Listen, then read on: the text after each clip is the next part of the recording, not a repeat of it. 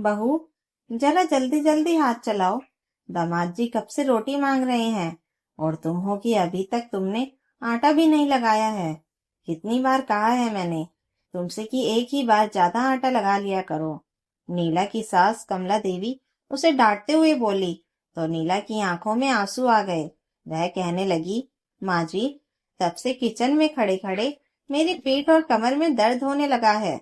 इतना सारा आटा एक बार में गूंदने में मेरे हाथ में दर्द होने लगता है, इसलिए मैं थोड़ा थोड़ा आटा गूंद कर ही रोटी बना लेती हूँ। अब आप लोगों ने खाना खा लिया था, तब दीदी अपने पति के साथ घर आ गई, तो इसमें मेरी क्या गलती है? मैं काम तो कर ही रही हूँ ना। यह सुनकर कमला देवी ने उसे एक जोर का तमाचा मारते हुए कहा, नालायक, घर में मेहमान आए हुए हैं और तेरा मुंह है कि चलता ही जा रहा है। अरे, वो लोग सुनेंगे तो क्या सोचेंगे कि घर की बहू कैसी जुबान लड़ाती है। इतना भी नहीं सोचती कि बेटी के ससुराल में हमारी क्या इज्जत रह जाएगी। चुपचाप जल्दी जल्दी हाथ चला। नीला की आंखों से आंसू बहने लगे और वह सोचने लगी कि आखिर उसकी गलती क्या है। सुबह की चाय के बाद से उसने अभी तक मुंह में अन्न का एक दाना तक नहीं डाला था। सुबह सवेरे उसने पूरे घर वालों के लिए नाश्ता तैयार किया था, तो नाश्ता खत्म होते ही कमला देवी कहने लगी, पहले घर की साफ सफाई कर दे, फिर दोपहर के खाने की तैयारी कर ले, उसके बाद तू भी कुछ खा लेना। अभी अपने लिए अलग से कुछ बनाने के लिए मत बैठ जाना। भूख तो उसे लगी थी, लेकिन उसने पानी पीकर काम चलाया, क्योंकि अगर वह सास की बात नहीं मानती तो सास बेकार में घर में कलेश करती। वैसे भी उसका पति रोहित लंदन गया हुआ था और घर में उसके बारे में सोचने वाला कोई था नहीं। नीला बड़ी मुश्किल से दिन काट रही थी और सोच रही थी कि अब कब उसके पति की 6 महीने की ट्रेनिंग पूरी होगी और वह वापस घर आएगा।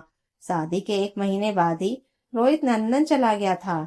हालांकि फोन पर बातचीत तो हो ही जाती थी, लेकिन जब भी नीला उससे अपनी परेशानी बताने की कोशिश करती तो उसकी सास उल्टा बात उसी पर घुमा देती थी कि बहू को तो हमारे साथ रहने का मन ही नहीं है, इसलिए हम पर झूठा आरोप लगाती रहती है।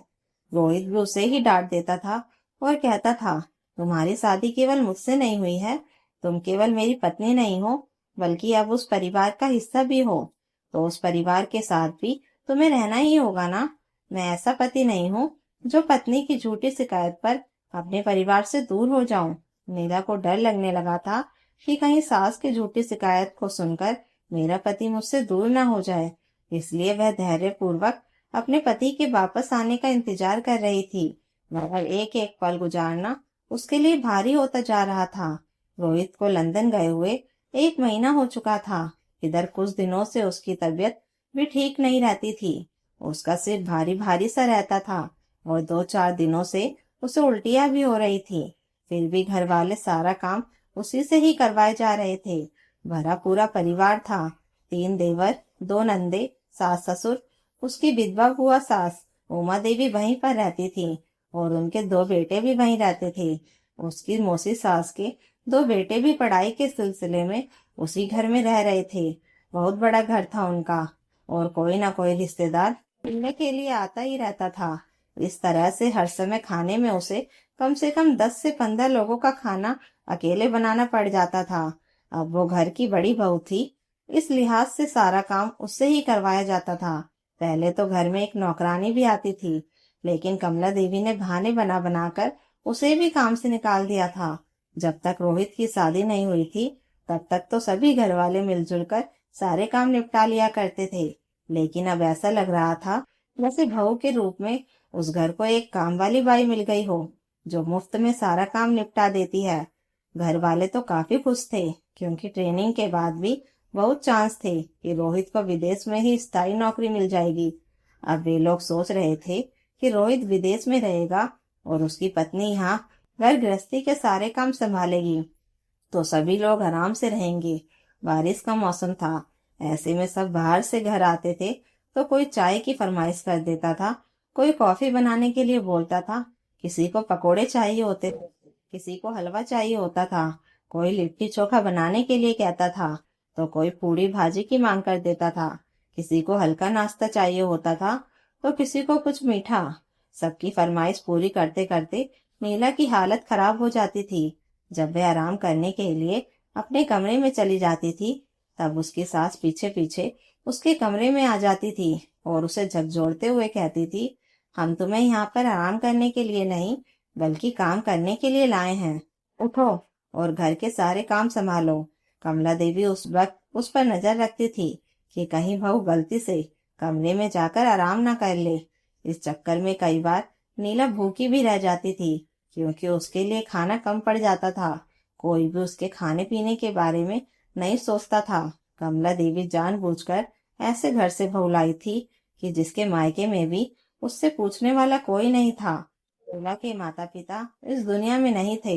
उसकी चाची शारदा देवी ने उसकी परवरिश की थी। शारदा उसकी चाचा की दूसरी पत्नी थी। पहली पत्नी से उनके बच्चे नहीं हुए थे तो उन्हें दूसरी शादी कर ली थी। दोनों पत्नियां एक साथ ही रहती थी।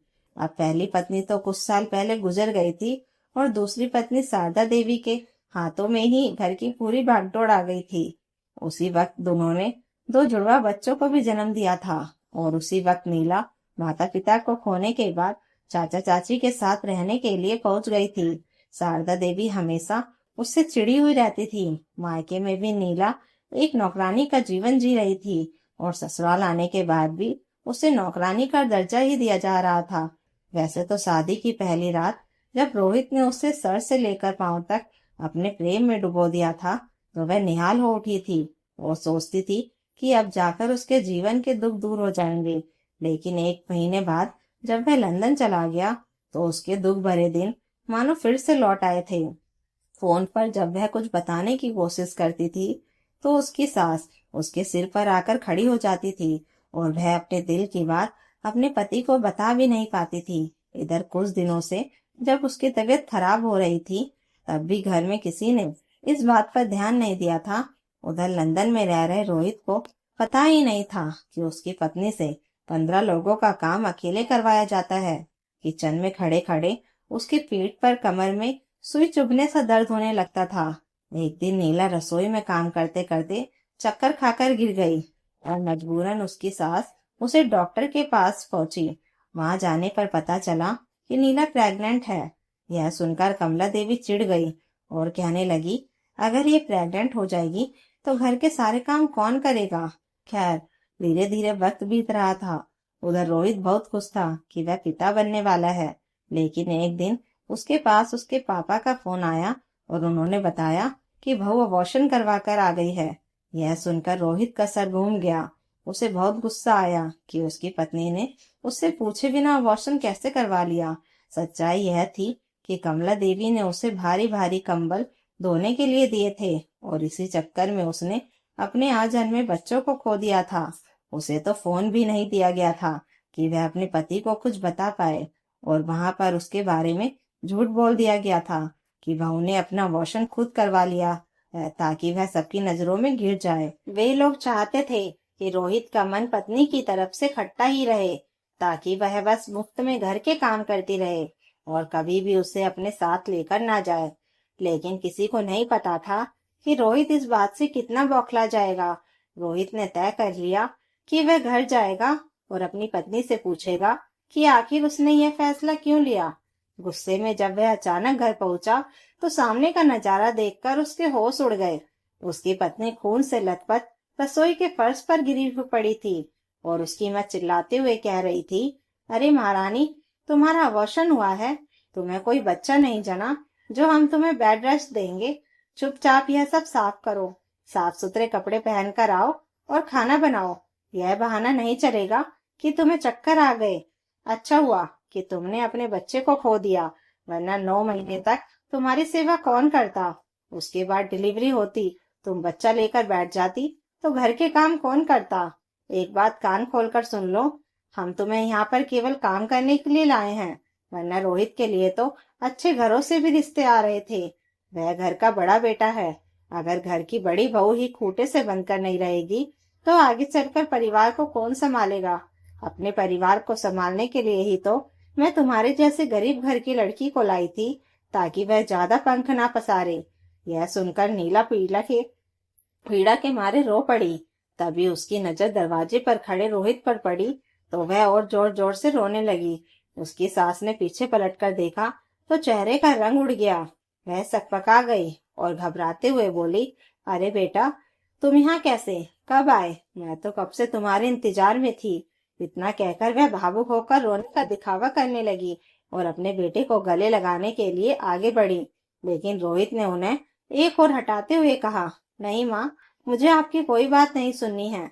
इतना कहकर उसने अपनी पत्नी को गोद में उठाया और सीधे कार में बिठाकर हॉस्पिटल लेकर गया।